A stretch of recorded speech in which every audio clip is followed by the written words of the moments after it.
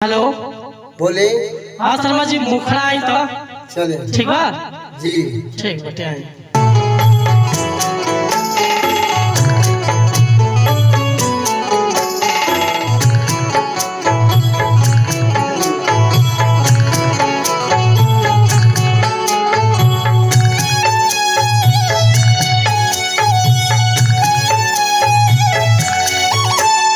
रखी बासा के अपना दिल के धड़कन में, रखी बासा के अपना दिल के धड़कन में। चारू धाम होला माई बापू के चरण में, चारू धाम होला माई बाबूजी के चरण में।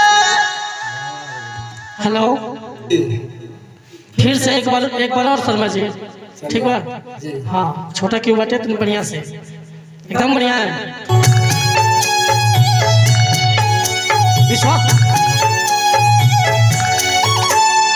रखी बासा के अपना दिल के धड़कन में, रखी बासा के अपना दिल के धड़कन में। चारू धाम होला माई बापू के चरण में, चारू धाम होला माई बाबूजी के चरण में। हेलो चारू धाम के बाद से आइएगा ठीक है। एक अगला स्टेज ठीक है। ठीक है आइए। चारू धाम होला माई बापू के चरण में, चारू धाम होला माई बाबूजी के चरण में। आइए। मानुष तन पाके तू अइला जीवन में, मानुष तनवा पाके तू अइला जीवन में। चारू धाम बाटे माई बाबूजी के चरण में, चारू धाम बाटे माई बाबूजी के चरण में।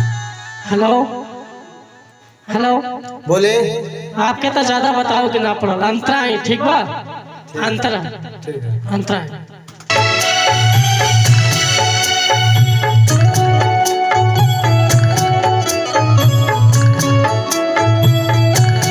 आई नवरे महीना माई घर में ढोली, आसारा लगा के बाट बबुआ के जोहली।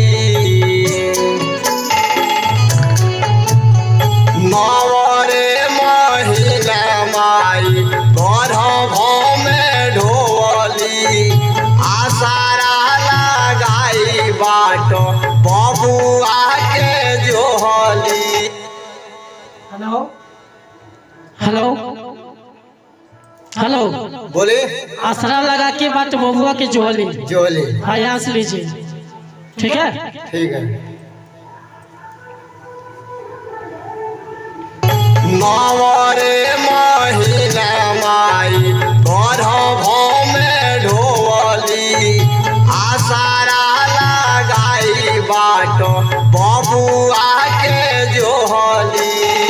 कबहू विचार नहीं कैल अपना मन में, कबहू विचार नहीं कैल अपना मन में। चारू धाम बाटे माई बापू के चरण में, चारू धाम बाटे माई बापू के चरण में। हेलो जी हाँ दूसरा अंतरा एक बार आ जाइए तो दूसरा अंतरा ये ना बोला आपको तो बताने की जरूरत ही नहीं है। बहुत बढ़िया गा रहे हैं आप। आइए दूसरा अंतरा ठीक है जी। आइए।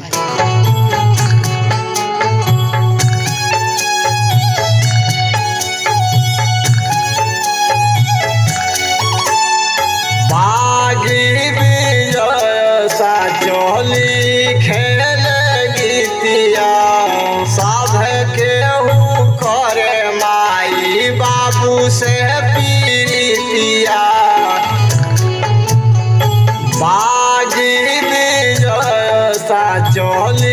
खेल गीतिया सब केहू करे माई बाबू से पीरितिया माई बाबू से ना बढ़ के केहू बागन में माई बाबू से ना बढ़ के केहू बागन में।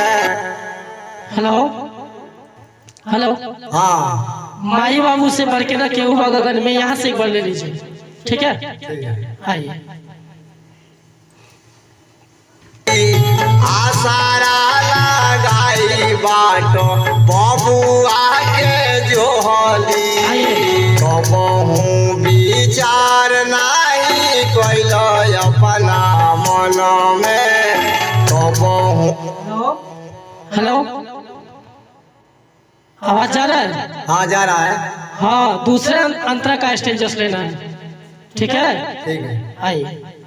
खेल गीतिया सब केहू करे माई बाबू से पीरितिया माई बाबू से ना बढ़ के केहू बागन में माई बाबू से ना बढ़ के केहू बागन में। चारू धाम बाटे माई बाबू के चरण में चारू धाम बाटे माई बाबू के चरण में रखी हो बासा के अपना दिल के धड़कन में रखी हो बसा के अपना दिल के धड़कन में। चारू धाम बाटे माई बाबू के चरण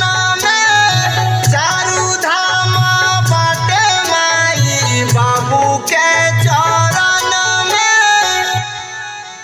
हेलो जी बहुत बढ़िया गाना फिल्म बेटे शर्मा जी। कुछ भोजपुरिया भैया लोग से कह दी, भोजपुरिया भैया लोग से कुछ कहा चाहता नहीं, कह दी। भोजपुरिया समाज से हम यह कहना चाहता नहीं कि हम कैलाश शर्मा व्यास से एगो एल्बम भोजपुरिया आप सबके सेवा में भेजता नहीं। हमरा पूरा विश्वास बा कि भरोसा भी बा कि आप लोगों के पसंद आई। बहुत सुंदर आप लोग के दुलार प्यार आशीर्वाद हमरा सब चाहिए। दूसरा एल्बम में फिर हमने के मिले सो, तब तक इंतजार। नमस्कार प्रणाम और लोगों के प्यार का अधिकार चाहिए। नमस्कार भोजपुरिया भैया लोग, हम भोजपुरी राइटर विजय बागी आज हुआ सुनातानी आरती 10 स्टूडियो के माध्यम से कैलाश शर्मा जी के आवाज में ये माई बाप के भजन, ये गीत के रचना हम केले बानी। उम्मीद करता नहीं भैया हुआ सबके प्यार से आशीर्वाद जैसे हमरा हर गीत के मिलेला भैया, और सही ये गीत के प्यार से आशीर्वाद दे। और वीडियो अच्छा लगी भैया तो लाइक कमेंट करना भूलो, और अभी तक हमारे चैनल के सब्सक्राइब ना के लोग भैया तो विनती बा, रिक्वेस्ट बा कि हमारे चैनल के सब्सक्राइब कर लें, बेल आइकन प्रेस कर लें। आ कोनो प्रकार के लोग मैटर लिखवावे के चाहते नहीं, या नया म्यूजिक बनवावे के चाहते नहीं, या गाना रिकॉर्डिंग करवावे के चाहते नहीं, तो बेहिचक संपर्क कर सकता नहीं भैया। हमारे कॉन्टैक्ट नंबर बाटे 77 040 24 540 और व्हाट्सएप के नंबर बा 88 74 47 31 28। तो उम्मीद करता नहीं भैया सबके प्यार से आशीर्वाद एक गीत के मिली मिलत है अगला गीत में। तब तक के लिए सबसे सहमति चाहता नहीं। नमस्कार प्रणाम धन्यवाद भैया। जय हिंद, जय भारत, जय भोजपुरी।